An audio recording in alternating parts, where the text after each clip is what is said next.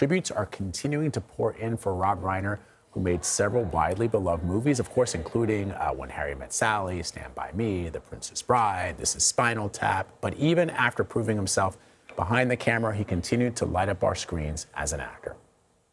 $26,000 for one dinner. No, this could be explained. Dad, we had the FISA clients. Right, the porterhouse from Argentina. The expensive champagne and the wine. We had to buy champagne. And you ordered all the sides. Tell them about the sides I you ordered ordered. the sides, so... Sides? Yeah. Sides? $26,000 worth of sides? What are these sides? They cure cancer? The sides did cure cancer. That's the problem. That's why they were expensive. I mean, co-host of Entertainment Tonight, my friend Kevin Frazier joins us now to talk about this. I mean, Kevin, I've been reflecting on Rob Reiner and his films. I know you have as well. We're pretty much almost the same age. We grew up watching these movies. We grew up watching with our parents, All in the Family, and Michael Stivic. And then when he became a director, those movies, they touched us in ways that are still resonating with us now. Is that what you're seeing from the folks that you're talking to in the industry, that not only are they shocked by the heinous crime, the heinous murder, but that they are going back and reflecting on those very warm feelings that they had when they watched Stand By Me or This Is Spinal Tap or When Harry Met Sally? You have to think about this. Almost each and every one of us, especially people our age, Vlad, who were touched by some Rob Reiner performance or a movie he directed or something he had his hands in. He was so good at taking the human experience and putting it on screen and making it believable, laughable in some cases, very real, but he just was good at making the words and the pictures and the performances work together. You think of Kathy Bates in Misery, this horrible woman who has captured this actor, but you fall in love with her along the way. You think of a movie as simple as The American President and the performances we got from Annette Bening and from some of the actors in that movie. You think of Spinal Tap. It really started the mockumentary movement. I mean, there weren't really mockumentaries before that. And so he was so good in making us have fun, suspend belief, and enjoy the moment. And even if you think about the serious movies like The Ghosts of Mississippi, he brought those characters to life. He made people understand who Medgar Evers was, who was the man who assassinated him, who were those three men who died and were buried in a dam in Philadelphia, Mississippi, those two Jewish men and then one black man, Goodman, Schwerner, and Cheney. He brought all these people, these things to life. And he was just so damn good at it. Yeah, what I also remarked, and I did a TikTok on this, was just how quotable his movies are, that you can walk around and with your friends and family, and you could say, well, these go to 11. Or you could say, As You Wish. And of course, You Can't Handle the Truth. Like, people know immediately what you're talking about, right? Even if you go for an obscure, not necessarily obscure, but if, everybody remembers in When Harry Met Sally, I'll have what she's having. But if you say wagon wheel table, coffee table, wagon wheel, coffee table, people know what you're talking about, right? And so that's why it was so lovely to see how people are still trying to make sense of this horrific murder of these two beloved individuals. And I want to play a little bit of what happened yesterday on The Late Show with Stephen Colbert. Let's play that. Hi, everybody.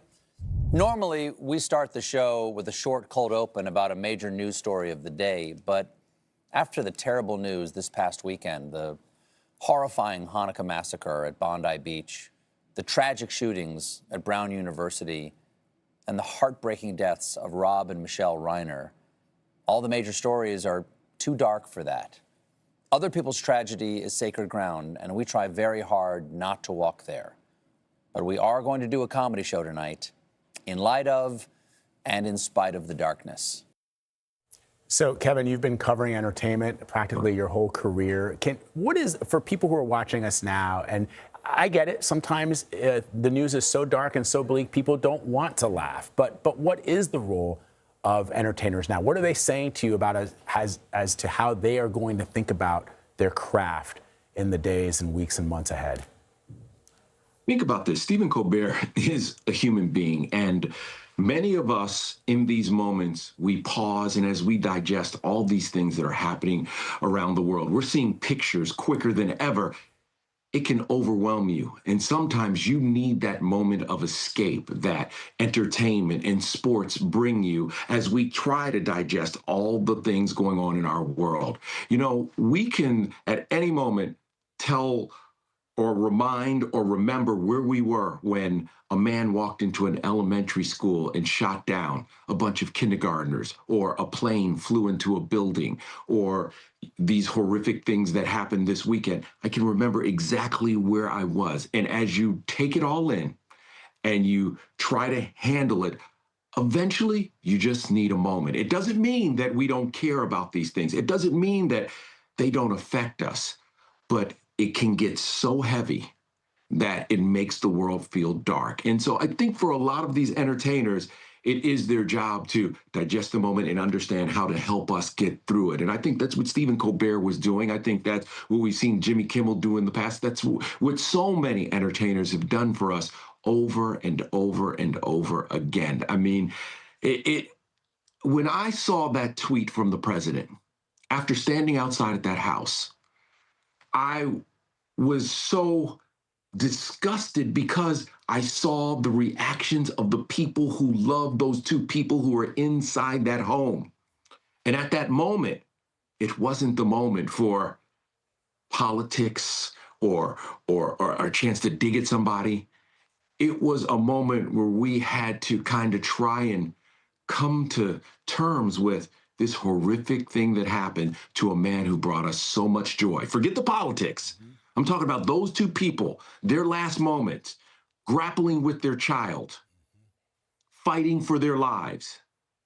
That's what we have to keep in mind as we tweet or talk about these things. We have to remain human beings. Is a call to action as any I've ever heard, Kevin, because you're absolutely right. These people were brutally murdered. I kept thinking about, as you know, I have a young child now. You have children that are a little bit older, but I just remember thinking to myself, okay, this is a child that I comfort at night when she's scared, and I feed when she's hungry, and I read her books at night. And I can only imagine the horror, as you indicated, of what it would feel like to have to fight for your life against that very child that you brought into the world. And so the president's tweet was absolutely horrific, and I know that it's been condemned by a group of bipartisan people across the board. I want to end, Kevin, with you said, you know, we all remember where we were when certain things happened. I remember where I was in 1981 when I watched Luke and Laura get married. And we just lost General Hospital star actor Anthony Geary yesterday. He actually once appeared with Rob Reiner in an episode of All in the Family. I didn't know that, but because I've seen every All in the Family episode. I probably know the episode, but I didn't recognize Geary. There he is in All in the Family. But I was sitting with my grandmother who watched General Hospital, All My Children, One Life to Live religiously. So how big of a loss is this for people who loved General Hospital, who loved soap operas? Because people don't remember, this was the Beyonce and Jay-Z of our childhood, right? Like, that was what these guys were. It is hard for kids to understand now with TikTok and social media, how you get instant gratification, how people waited for the marriage of Luke and Laura and Anthony Geary. And that moment in time, 30 million people watched a daytime soap opera. It's still the most watched episode and moment in daytime history.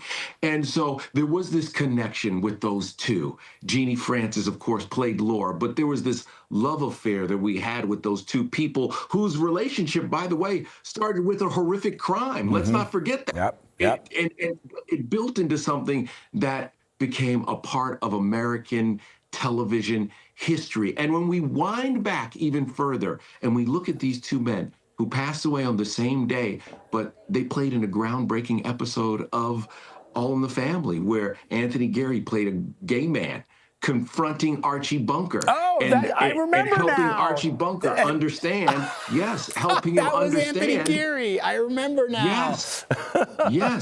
Wow. And so it was, and that's the genius of Rob Reiner, too. It was like, in that moment, we saw our world. The person who was homophobic, the gay man trying to explain to him, the son-in-law who was trying to help Archie Bunker move into a new era. So these these two men shared the stage at such an important moment. And you look that they left this earth on the same moment, but they will always have a place in our hearts and minds because they will both be missed because they made an indelible mark on our lifetime. Beautiful words, as always, my friend. Kevin Frazier, thank you so much for spending some time with us. I know you're incredibly busy tracking the details of this story. We so appreciate you, my friend.